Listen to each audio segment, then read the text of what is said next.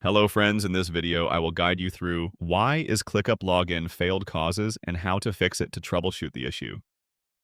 You need to check if your email or password is incorrect and enter the correct credentials. If you have forgotten or changed your password, try to reset it or update your account if your account is not verified.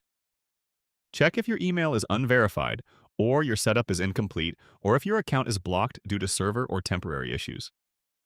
Check if ClickUp servers are down or under heavy load, or if there are browser or app problems. Try to update your app or browser or clear the cache. If you are experiencing internet connection issues, try to troubleshoot your internet connection or security restrictions.